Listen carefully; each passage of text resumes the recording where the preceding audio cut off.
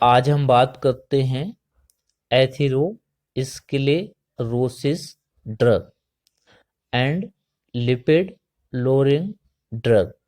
जो drug atherosclerosis में use होते हैं एंड ब्लड में लिपिड लेवल को कम करते हैं, आज हम उनकी बात करेंगे। तो सबसे पहले हम बात करते हैं इंट्रोडक्शन ऑफ एथेरोस्क्लेरोसिस। तो एथेरोस्क्लेरोसिस में बेसिकली ये देखा गया है, जो आर्टरीज होती हैं उनकी बाल थिक हो जाती है। थिक होने का कारण fatty material like cholesterol deposit होने लगता है। इसके डिपॉजिट होने से फैटी सब्सटेंस का प्लग बन जाता है, प्लग फॉर्मेशन हो जाता है, और जिसकी वजह से जो ब्लड की सप्लाई है इनसफिशिएंट ब्लड की सप्लाई होती है। तो याद रखना, एथेरोस्क्लेरोसिस में कोलेस्ट्रॉल के इंक्रीज होने से कोलेस्ट्रॉल डिपॉजिट होने लगता है इन आर्टरी। आर्टरी में डिपॉजिट होने से जो आर्टरी हैं वो थिक होने लगती हैं और ब्लड की सप्लाई इनसफिशिएंट होती है। तो इसमें जो बेसिकली देखा गया है, LDL low density lipoprotein cholesterol के इंक्रीज होने से एथेरोस्क्लेरोसिस होती है।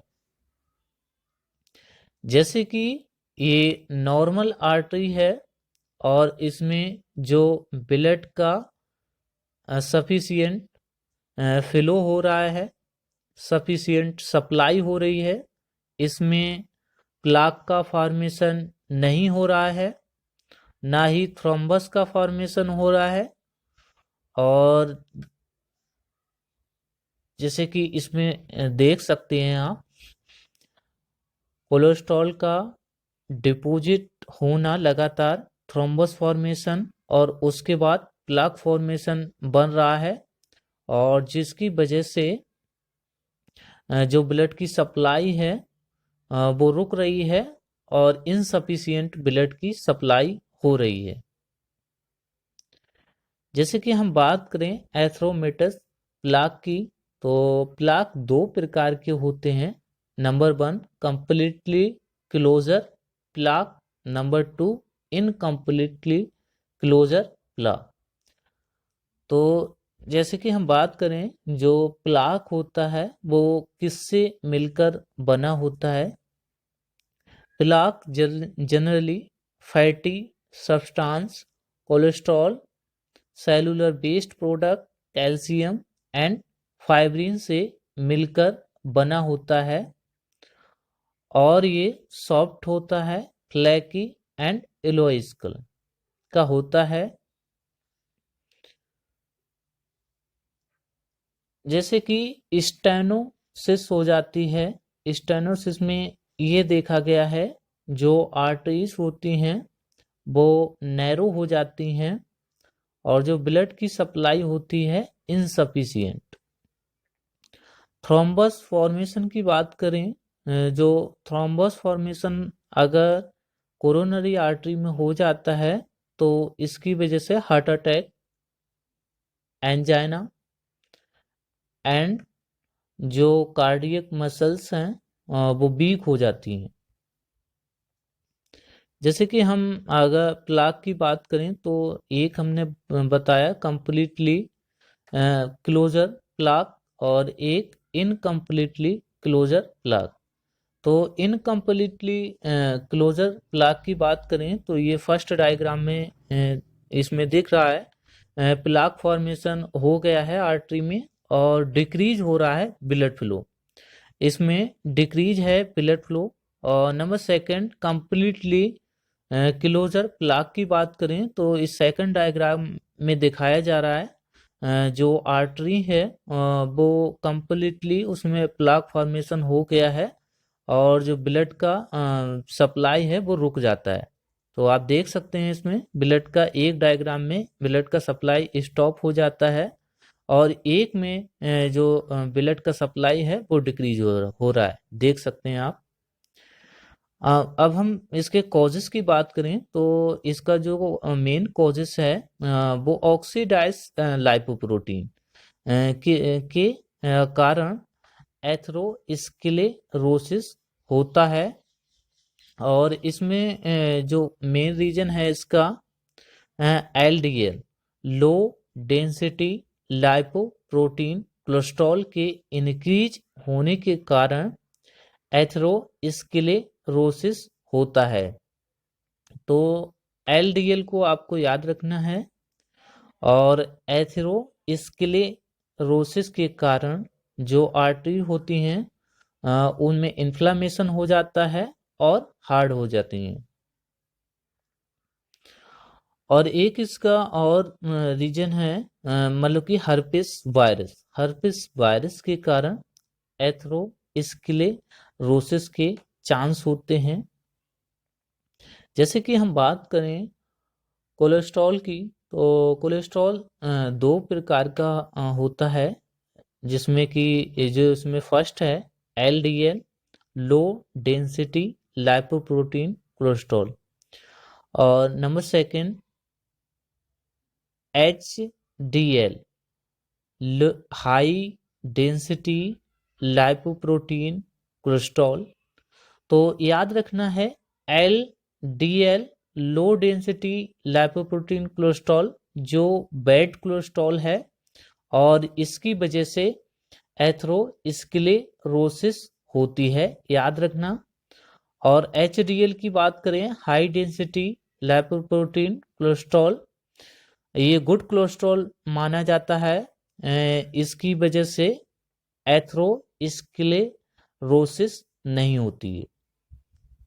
अब हम बात करें इनके सिम्टम की तो शुरुआत में इसके सिम्टम नहीं दिखते हैं और उसके बाद जैसे कि एंजाइनल पेन, चेस्ट पेन और हार्ट वर्न और जैसे कि हार्ट अटैक और coronary thrombosis, leg blood clot, leg pen.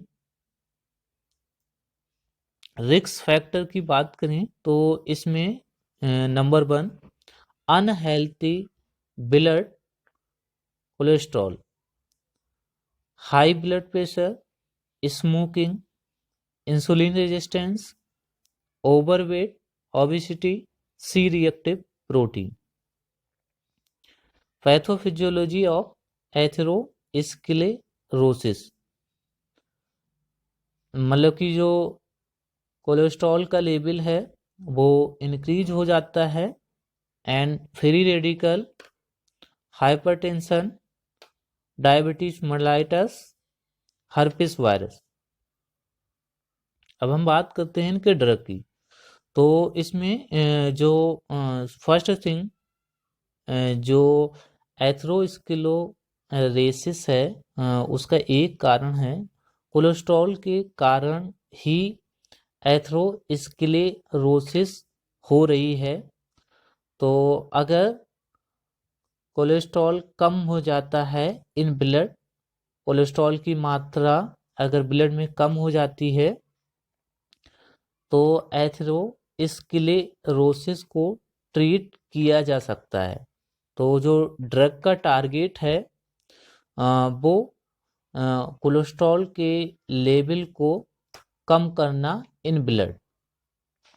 तो नंबर 1 जो कैटेगरी के ड्रग हैं हाइपोलिपिडेमिक ड्रग यूज किए जाते हैं और ये कोलेस्ट्रॉल के लेवल को कम करते हैं इन ब्लड। तो इसमें जो नंबर 1 कैटेगरी के ड्रग हैं स्टैटिन कैटेगरी के ड्रग यूज किए जाते हैं, जिसमें कि लोवास्टेटिन, सिम्वास्टेटिन, पिरावास्टेटिन। तो याद रखना है, स्टैटिन कैटेगरी के ड्रग सबसे ज़्यादा यूज किए जाते हैं और ये डिक्रीज करते हैं level of low density lipoprotein cholesterol, यानी कि एलडीएल। एलडीएल के लेवल को कम करेंगे इन ब्लड, जिससे कि जो एथेरोस्क्लेरोसिस है वो ट्रीट हो जाता है।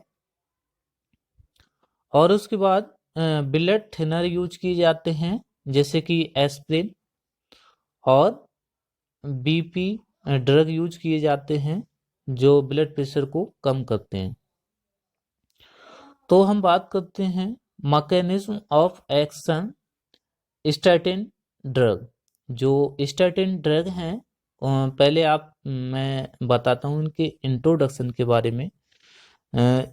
बेसिकली जो एथेरोस्क्लेरोसिस का रीजन है, एलडीएल के इंक्रीज होने से एथेरोस्क्लेरोसिस होता है। तो जो ड्रग हैं वो सबसे पहले एलडीएल जो कोलेस्ट्रॉल है उसके फॉर्मेशन को इनिबिट करेंगे। उसके फॉर्मेशन को इनिबिट करने से जो कोलेस्ट्रॉल का लेवल है ब्लड में वो कम हो जाएगा और एथेरोस्क्लेरोसिस ट्रीट हो जाएगा। तो नंबर 1 इसके मैकेनिज्म ऑफ एक्शन की बात करें तो स्टैटिन जो ड्रग हैं वो इनिबिट करते हैं HMG को एंजाइम ए। HMG मतलब कि हाइड्रोक्सी मिथाइल ग्लूटारिल एंजाइम ए। ये को एंजाइम है, इसे याद रखना है। तो याद रखना है जो स्टैटिन ड्रग हैं वो इनिबिट करेंगे हाइड्रोक्सी मिथाइल ग्लूटारिल को एंजाइम ए को इनिबिट करेंगे, और ये जो को एंजाइम है वो रिस्पॉन्सिबल है फॉर बायोसिंथेसिस ऑफ कोलेस्ट्रॉल। तो ये जो ड्रग हैं वो इनिबिट इसलिए करते हैं इसको एंजाइम को, ये बायोसिंथेसिस में इन्वॉल्व होता है ऑफ कोलेस्ट्रॉल के फॉर्मेशन। तो अगर ये बायोसिंथेसिस में इन्वॉल्व नहीं होगा तो कोलेस्ट्रॉल का फॉर्मेशन नहीं होगा और ब्लड में कोलेस्ट्रॉल का लेवल कम हो जाएगा। तो इसीलिए इन ड्रग का एक ही टारगेट रहता है, इनिबिट करते हैं हाइड्रोक्सी मिथाइल ग्लूटारिल को एंजाइम ए को इनिबिट करेंगे, जिसकी वजह से जो कोलेस्ट्रॉल का बायोसिंथेसिस प्रोसेस है वो इनिबिट हो जाता है, स्टॉप हो जाता है, और कोलेस्ट्रॉल का फॉर्मेशन नहीं होता है, जिसकी वजह से कोलेस्ट्रॉल का लेवल ब्लड में कम हो जाता है और एथेरोस्क्लेरोसिस ट्रीट हो जाता है। तो आज के लिए इतना ही। Thank you.